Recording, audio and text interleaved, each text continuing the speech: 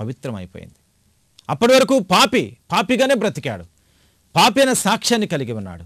యేసు ప్రభు తనని ఎప్పుడైతే తన మాటలతో తాకాడు, తన ఇంట్లోనికి ఎప్పుడైతే ప్రభు వచ్చాడు, తన హృదయంలోనికి ఎప్పుడైతే ప్రభు ప్రవేశించాడు, తన జీవితంలో అపవిత్రత అంతా కూడా పోయిందండి.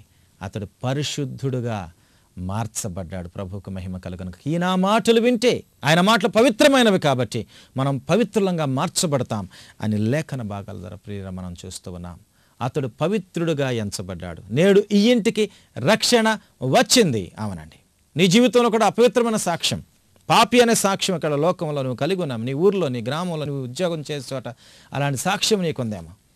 ప్రభు మాట వింటే, ఆయన మాట ప్రకారం నువ్వు చేస్తే నీ జీవితంలో పవిత్రుడవుగా ఎంచబడతావు. ఎందుకు పవిత్రత మనకు కావాలంటే, పవిత్రత లేకుండా ఎవరు ప్రభువుని చూడలేరు. హృదయ శుద్ధి గల వారు ధన్యులు, వారు దేవుణ్ణి చూస్తారు. పరలోకం వెళ్ళి ప్రభువుని మనం చూడాలంటే ఈ లోకంలో పవిత్రమైన జీవితం చాలా అవసరం అని లేఖన భాగాల ద్వారా ప్రియులరా మనం చూస్తూ ఉన్నాం. పవిత్రత తన కార్యముల ద్వారా, తన మాటల ద్వారా, తన జీవితంలో ఆ పవిత్రత అనే మాటని ఇక్కడ మనం గమనించగలుగుతూ ఉన్నాం. ఓకే, మూడో వ్యక్తిని మీకు ఒకళ్ళు పరిచయం చేయాల్సి వస్తే అతడు పక్షవాయువు కలిగినటువంటి వాడు. మార్కు సువార్త 2వ అధ్యాయం 1 నుంచి మనం చదువుకుంటూ వెళితే, ఒకతను పక్షవాయువుతో బాధపడుతున్నాడు, మంచం మీద పడుకున్నాడు. 4 మనుషులు యేసు ప్రభు ఉన్న ఇంటికి తనని తోడుకొని వచ్చారండి. అక్కడ స్థలం లేదు, పైకప్పు విప్పారు, అతను లోపలికి దించారు. వాళ్ళు తెచ్చిన ఉద్దేశం ఏంటో తెలుసా? పక్షవాతం బాగు కావాలి. కానీ యేసు ప్రభు ఏమన్నాడు తెలుసా? కుమారుడా, నీ పాపములు క్షమించబడి ఉన్నవి అని అంటూ ఉన్నాడు. అంటే యేసు ప్రభు వారికి పక్షవాతం కంటే ముందు ఏం కనిపించిందంటే పాపం కనిపించింది ఆ వ్యక్తిలో. అందుకే ప్రభు మాట్లాడుతున్నాడు, రోగాన్ని ముందు బాగు చేయలేదు కానీ తనలో ఉన్నటువంటి అపవిత్రతను బాగు చేస్తున్నాడు, పాపాన్ని బాగు చేస్తూ ఉన్నాడు. కుమారుడా, నీ పాపములు క్షమించబడి ఉన్నవి అని ప్రభువు చెప్పాడు. తను పరిశుద్ధుడిగా ఎంచబడినట్లుగా లేఖనాల్లో మనం చూస్తున్నాం. తర్వాత ప్రభు, నువ్వు లేచి నీ పరిపెత్తుకుని ఇక్కడి నుంచి వెళ్ళిపో అన్నాడు. అతడు లేచాడు, పరిపెత్తుకున్నాడు, అక్కడి నుంచి అందరి ముందు నడుచుకుంటూ వెళ్ళాడు. ఎలా వెళ్ళాడని? పాపిగా పడుకొని వచ్చాడు, పరిశుద్ధుడుగా పరిపెత్తుకొని పరుగులు తీసుకుంటూ వెళ్ళాడు. ప్రభువుకు మహిమ కలుగును గాక. హల్లెలూయా. ఎంత అద్భుతం ప్రియులారా. నా జీవితంలో కూడా ప్రభు ఏం కోరుకున్నాడో తెలుసా? స్వస్థత ప్రాముఖ్యం కాదని. అందుకంటాడు, ఒక చెయ్యి ఉండి పరలోకం వెళ్ళొచ్చు అంట, 2 చేతులు కలిగి నరకానికి వెళ్ళే కంటే. ప్రభు చెప్పిన మాటలు అవి.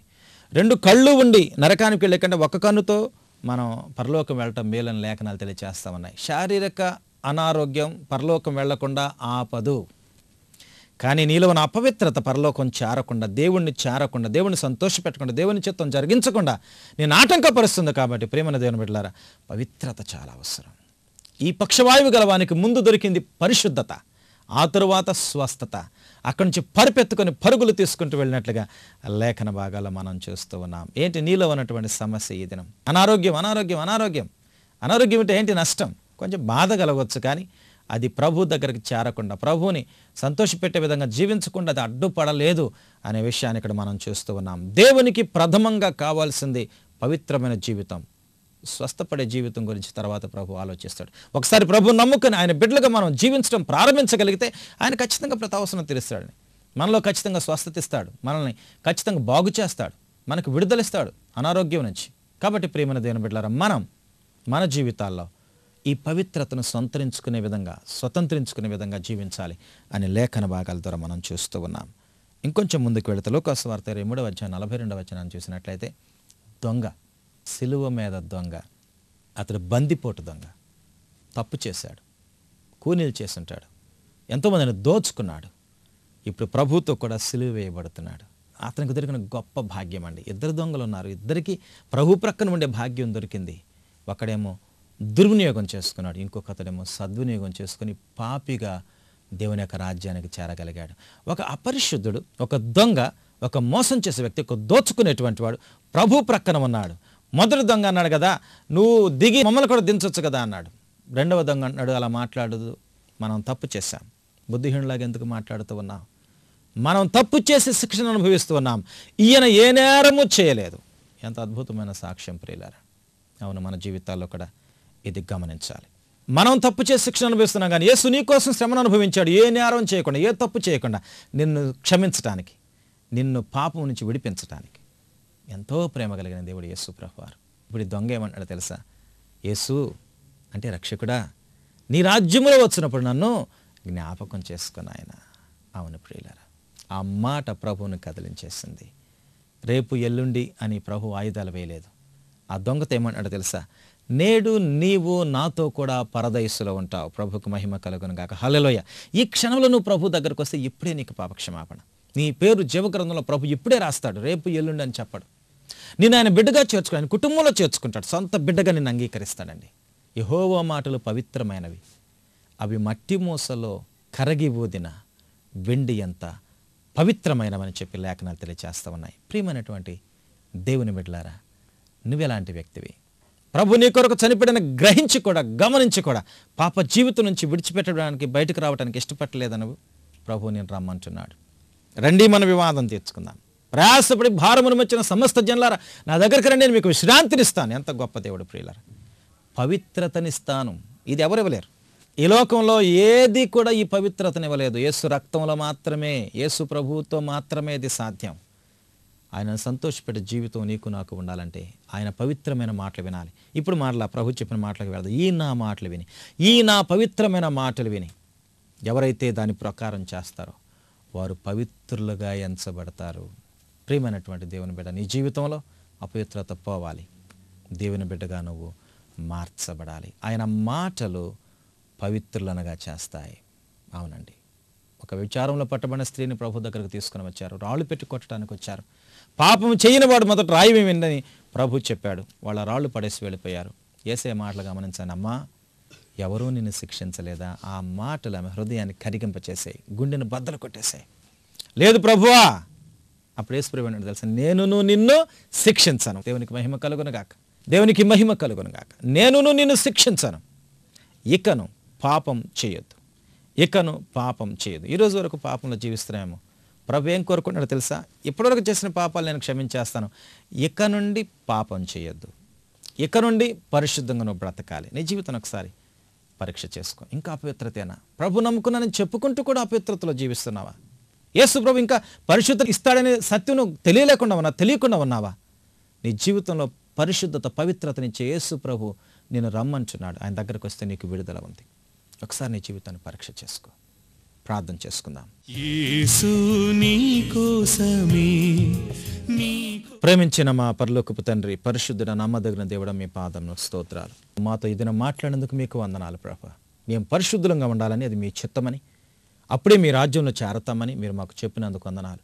మేమందరం కూడా పరిశుద్ధమైన హృదయాలు గలవారమై మీ రాజ్యంలో చేరేటట్లుగా అయా మా జీవితాలు మేము మలుచుకునే విధంగా మాకు జ్ఞానం దయచేయమని ప్రార్థన చేస్తూ, అయ్యా వాక్యం వింటున్న ప్రతి హృదయంలోని అపవిత్రతను యేసు పరిశుద్ధ నామములో తొలగించండి ప్రభా. అనారోగ్యము తొలగించండి నాయన, బలహీనతలు తొలగించండి, మీ శక్తితోని మనం ఆవరించమని, మేలు చేయమని మీకే వందనాలు చెల్లించుకుంటూ యేసుక్రీస్తు అతి పరిశుద్ధ నామంలో ప్రార్థించి వేడుకొని అడుగుచున్నాం తండ్రి, ఆమెన్. అందరికీ వందనాలండి. Praise the Lord. God bless you. దేవుడు మిమ్మల్ని దీవించును గాక. ఆమెన్. అందరికీ ప్రేస్లా. ఇప్పుడు మా తాత కడక పాట పాడుతుండు.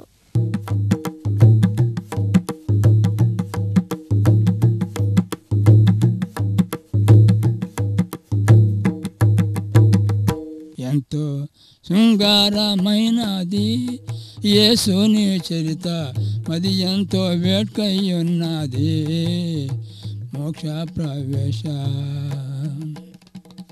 వెలలేని బంగారంపు కిరీటములు చెలిమిని పరిశుద్ధవంతుల శిరములపై పెట్టి, కళలేను దౌళ వస్త్రములు గట్టంగా నిచ్చి, చెలువగు పరివారాల చేతులలో పలవి జయార్ణపు వర్ణముల కలధూతులు భక్తులతో కూడి మలపీఠం గల నిలుంబడి పొలుపుకు దమది ఉనకున క్రీస్తున కెలమిని స్తోత్రం బలగన మనుష్యం కలుగునుగా పలికిను తెంచిరి.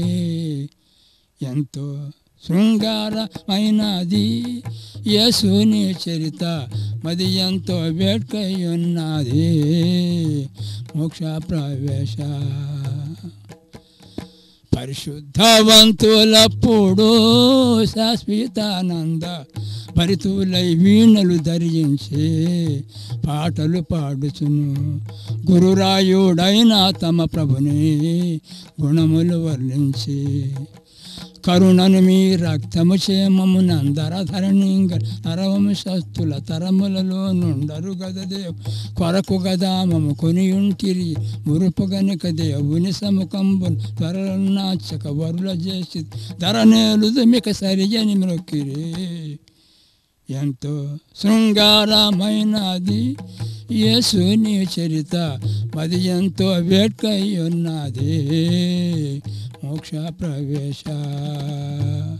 ఈ కార్యక్రమం మీకు దీవెనకరంగా ఉంటే మాతో పంచుకోగలరు. Our address pastor Nathaniel, Jesus for you, Berea Baptist church, 31-828 Krishna enclave, Tirumalagiri, Secunderabad 5,50,000. Our phone numbers 924-715-7162, 957-333-7222. Praise the Lord.